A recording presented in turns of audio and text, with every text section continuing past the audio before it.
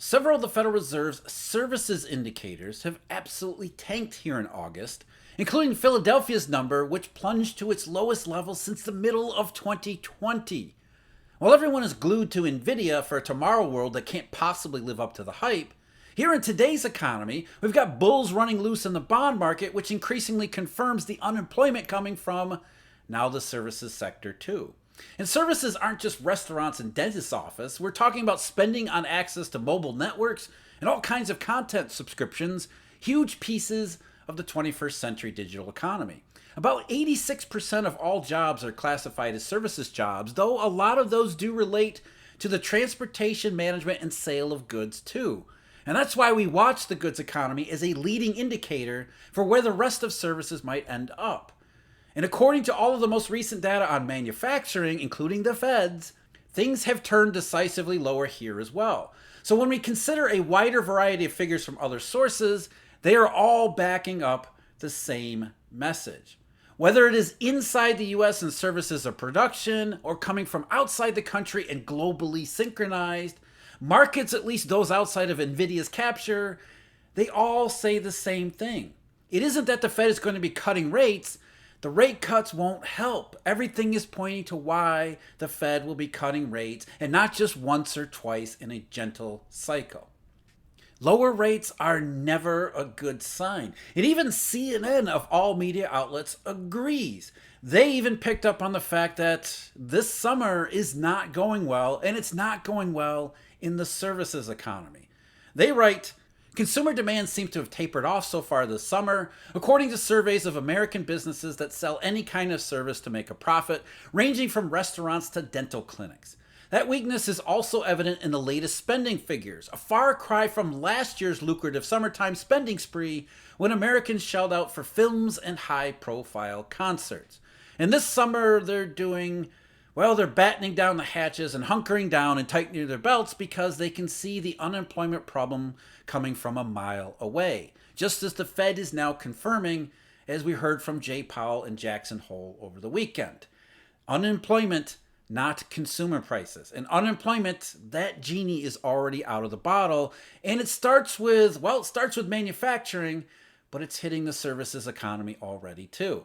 That's why, for example, in the Treasury market, in the bond market, we continue to see, first of all, rates that are defying our September effect expectations. They've only backed up a few basis points from their low that they set earlier in August. And since then, it's been mostly downward rather than upward. So very little backing up in interest rates. At the same time, we keep seeing more and more bull steepening and decisive bull steepening signals on the Treasury curve. The crucial 2-year, 10-year spread is uninverting. And it's the same with other spreads as well, such as the middle part of the curve, the 5-year, 10-year spread. That one has widened out to almost 20 basis points yet again there too. So as far as the Treasury curve is concerned, everything that we're hearing from the services economy, as well as from Jay Powell and the Federal Reserve, it all adds up to the same thing that bull steepening does every time we go through this. Bull steepening, lower interest rates, those are not good signs. So for the services economy in the US, we've got 5 regional Fed surveys to choose from. And really what we do is we put all 5 of them together as an average to see what the regional surveys might add up as far as a national indication. And then we compare those to the other sources such as the ISM and S&P Global to see if there are any outliers or if they're all saying the same consistent message one after another after another. But with the 5 regional Fed surveys, you usually have a mix of monthly as well as regional variation. But over time, despite the fact that we have different indicators in each region, despite the fact that we have statistical as well as these regional variations, over time, the Fed regional surveys, when you average them together, they correspond very closely with the other surveys on services as well. So we get a pretty solid signal from the Fed regional surveys once we put them all together. And what we've seen so far for the month of August is, as usual, there's a mix. There's a few of the services PMIs that look relatively decent and improving. And then in August, there's 3 of the 5 that look not improving, look increasingly bad, including Philadelphia's, which fell to its lowest since 2020. So if we start out with New York, the New York Services Survey, that one is the one that actually improved for August, rising to a positive number, 1.8 from a minus 4.5. And keep in mind with the regional Fed surveys, the dividing line between contraction and growth is 0, not 50 as it is for, say, the ISM or S&P Global. Chicago was the other one, didn't actually improve, just fractionally, but basically stayed the same at minus 4.26. So you got New York and Chicago as the best of the bunch, and they weren't really all that good. And then comes all the bad ones. The other three regional Fed surveys, starting with Philadelphia. The August 2024 Non-Manufacturing Business Outlook Survey for that region of the U.S. economy, that was minus 25.1, which is the lowest, as I said, since March, April, and May of 2020. And really was the second worst in the series outside of the pandemic. Only September of 2011 had been lower at minus 41. So one of the lowest numbers in the series, although the series data only goes back to 2011. But still, minus 25.1, and that was down 6 points from what had been the lowest of the cycle, minus 19.1 in July. And it shows that, yeah, maybe CNN was right for once, and they were onto something about the services economy. And it wasn't just, the usual indicators. What we're seeing more and more from these services PMIs and survey data is employment, negative employment. Here's what Philadelphia said. The full-time employment index fell 10 points to minus 14.9, its second consecutive negative reading and lowest reading since May of 2020.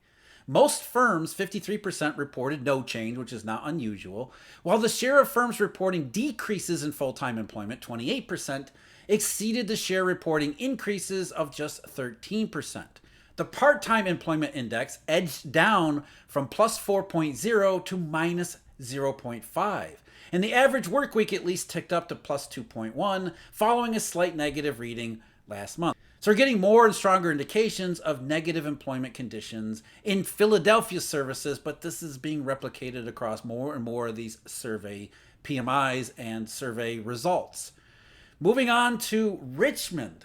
Richmond, the 5th District Survey of Service Sector Activity, their revenues index fell to minus 11, which had been plus 5 back in July. And it had been back and forth between these negative and positives going back to the earlier part of this year. The demand index from Richmond fell to minus 3 from plus 1 and had been 0. So that one is turning lower in the summertime as well. And most important of all, as I just mentioned with Philadelphia, the number of employees index for Richmond services, minus 4 for the second consecutive month. And the 5th of our regional Fed surveys on services comes from Texas, the Texas Service Sector Outlook Survey. That one, the business activity index fell to minus 7.7 from minus 0.1 in July. So that one is rolling over as well. Future business activity fell back to plus 3.3 from what had been a 2-year high in July. And the Texans, or at least the Dallas Fed, likes to include lots of comments from survey respondents in the region. And they're usually a pretty decent mix of positive and negative, but over the last couple months, in manufacturing especially, but here in services, you see a lot more, like this one. From the publishing industry, non-internet publishing industry. Our data supports the thesis that consumer spending is paring back materially.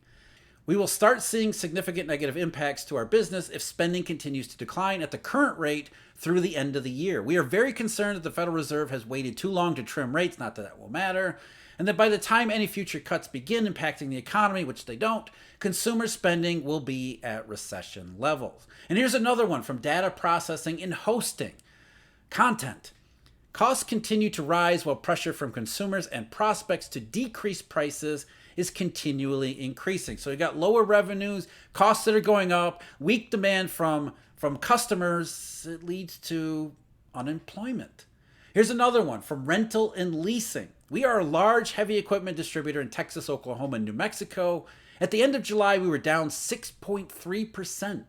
That decline in this year versus last year has been consistently increasing throughout the year. We were only down 10% during the pandemic of 2020, and we averaged 10.7% increase in sales per year over 65 years. So this year's decline is unusual for us, and it is unsettling. People are out of money. And this one just simply said from the utilities industry, I feel that a recession is going to hit the US. But it's not just these anecdotes. When we compile and put together all of these regional Fed surveys into a single average, what you see is contraction in the services economy, or at the very least slowing down in the services economy, along with the rest of it, through 2022 into 2023, then a bit of a respite earlier this year, which as, seasonal upswing or something else, before, as CNN put it, as I said at the beginning of this video, starting to fall and fall more sharply into the summertime.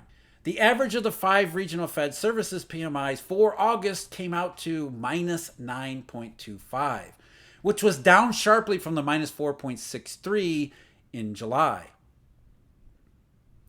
So we have a renewed weaknesses in the service economy, except this time with increasing references and increasing indications relating to employment and jobs.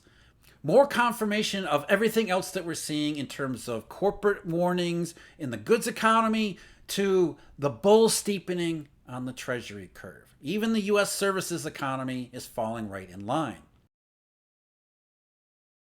And it isn't just the Fed surveys. As I mentioned, the Fed surveys, even though you have different measurements within those Fed surveys, when you put those together and average them out, the average actually does correspond very strongly with other service sector indications and PMI, such as ISM and S&P Global. We look at S&P Global, their numbers for the services sector are an outlier.